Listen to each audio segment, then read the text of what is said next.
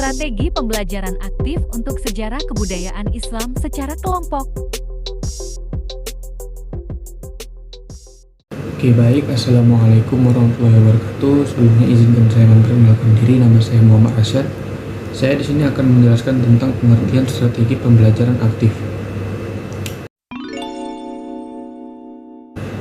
Pembelajaran aktif dimaksudkan untuk mengoptimalkan penggunaan semua potensi yang dimiliki oleh anak didik sehingga semua anak didik dapat mencapai hasil belajar yang memuaskan sesuai dengan karakteristik pribadi yang mereka miliki. Di samping itu, pembelajaran aktif juga dimaksudkan untuk menjaga perhatian siswa anak didik agar tetap tertentu pada proses pembelajaran. Belajar aktif merupakan suatu kesatuan sumber kumpulan strategi pembelajarannya yang komprehensif. Belajar aktif meliputi berbagai cara untuk membuat peserta didik aktif sejak awal melalui aktivitas-aktivitas yang membangun kerja kelompok dan dalam waktu singkat membuat mereka berpikir tentang materi pelajarannya. Dan pendapat para ahli pendidikan, maka dapat disimpulkan bahwa pembelajaran aktif dimaksudkan untuk mengoptimalkan penggunaan semua potensi yang dimiliki oleh peserta didik, sehingga semua anak peserta didik dapat mencapai hasil belajar secara optimal yang sesuai dengan karakteristik pribadi yang mereka miliki. Pembelajaran aktif pada dasarnya berusaha untuk memperkuat dan memperlancar respon anak didik dalam pembelajaran sehingga bagi peserta didik bahwa proses pembelajaran merupakan hal yang sangat menyenangkan, tidak menjadi hal yang membosankan. Oke baik, terima kasih itu dari saya. Assalamualaikum warahmatullahi wabarakatuh. Assalamualaikum warahmatullahi wabarakatuh. Perkenalkan, nama saya Ayu Anissa, saya sebagai pemateri kedua. Adapun yang akan saya jelaskan adalah terkait macam-macam strategi pembelajaran aktif secara kelompok. Nah, jadi teman-teman, ada 5 contoh strategi pembelajaran aktif secara kelompok. Yang pertama ada strategi kooperatif jigsaw, kemudian yang kedua ada strategi debat aktif, yang ketiga ada strategi tim kuis, yang keempat ada strategi listening team, dan yang kelima atau yang terakhir ada strategi role playing. Baik, di sini saya akan mencoba menjelaskan strategi-strategi tersebut secara satu persatu. Yang pertama adalah strategi kooperatif jigsaw. Nah, jelas sekali bahwa strategi ini adalah strategi pembelajaran secara berkelompok, karena kata kooperatif sendiri itu memiliki arti bersama-sama atau bekerja sama untuk mencapai suatu tujuan. Nah, jadi strategi kooperatif jigsaw ini adalah membentuk kelompok belajar yang terdiri dari 4-6 orang, dan setiap orang di kelompok tersebut harus bekerja sama dalam mencapai tujuan tertentu. Nah, karena setiap orang atau anggota dalam kelompok itu memiliki tanggung jawab yang sama untuk keberhasilan kelompoknya. Adapun teman-teman, kelebihan dari strategi kooperatif jigsaw ini adalah yang pertama, peserta didik itu tidak terlalu bergantung kepada guru. Kemudian yang kedua, peserta didik itu dibentuk menjadi pribadi yang bertanggung jawab. Yang ketiga, meningkatkan prestasi akademik dan kemampuan sosial peserta didik. Kemudian yang keempat, menjadikan atau meningkatkan kemampuan belajar abstrak menjadi real atau nyata. Dan yang kelima, mampu belajar menerima perbedaan. Tapi teman-teman, selain kelebihan-kelebihan tadi, strategi ini juga memiliki kelemahan. Yang pertama adalah guru menjadi lupa akan prestasi individu siswa karena terfokus pada kelompok. Kemudian yang kedua, kesadaran berkelompok ini membutuhkan waktu yang cukup lama. Dan yang ketiga atau yang terakhir, ternyata masih banyak peserta didik yang belum memahami makna kooperatif yang sebenarnya, teman-teman. Yang kedua ada strategi debat aktif. Nah, jadi strategi debat aktif ini dapat membantu peserta didik untuk berani mengemukakan pendapat, ide, serta gagasannya. Nah, selain itu, strategi ini juga mengajarkan peserta didik untuk bisa belajar menghargai pendapat orang lain walaupun pendapat tersebut berbeda dengan pendapatnya. Nah, strategi debat aktif ini juga bertujuan untuk memecahkan suatu permasalahan, menjawab pertanyaan, menambah dan memahami pengetahuan peserta didik, serta membuat keputusan. Adapun dalam strategi debat aktif ini ada 3 aspek yang penting, yaitu yang pertama adalah tema. Tema ini adalah inti atau topik dari permasalahan yang diangkat. Kemudian yang kedua ada moderator. Nah, moderator ini adalah orang yang berperan sangat penting dalam memimpin jalannya debat. Dan yang ketiga ada peserta. Nah, peserta ini dia bisa individu atau bisa juga secara kelompok. Nah, kelebihan dari strategi debat aktif ini adalah dapat mempertajam hasil diskusi atau debat yang pertama, kemudian dapat membantu siswa untuk melatih kemampuan berpikir kritis, kemudian yang ketiga dapat melatih siswa untuk berani berargumen.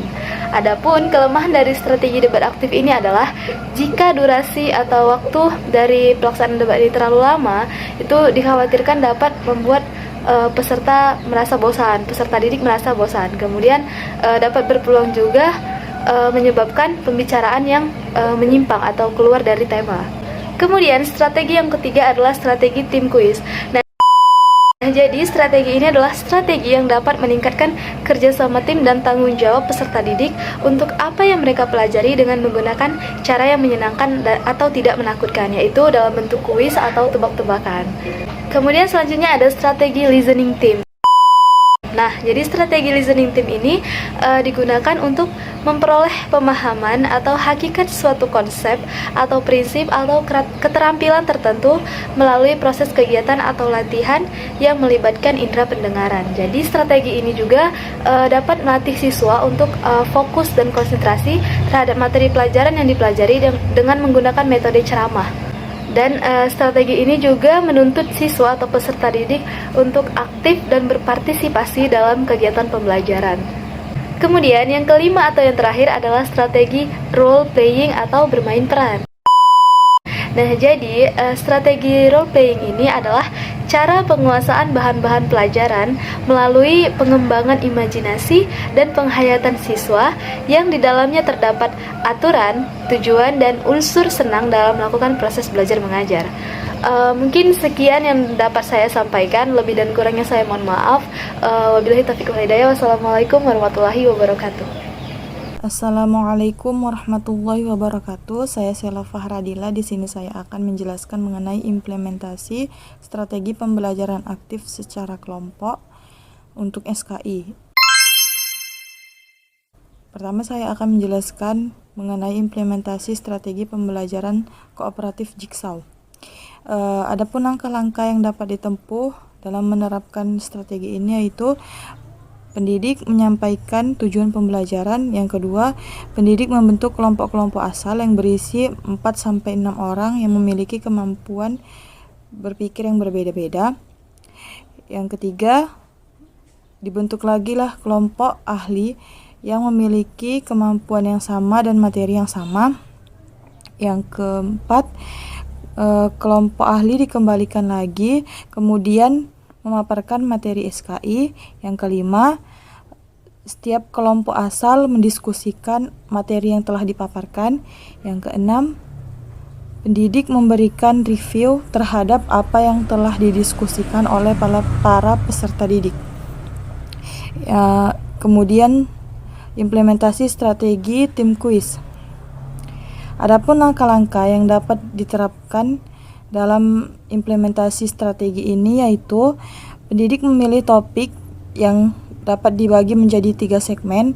Yang kedua, pendidik membentuk peserta didik menjadi 3 kelompok, yaitu kelompok A, kelompok B, dan kelompok C.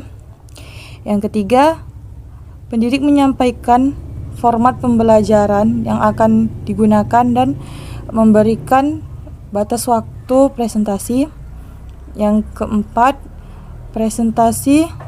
Setelah selesai presentasi, maka kelompok A diberikan waktu untuk bertanya.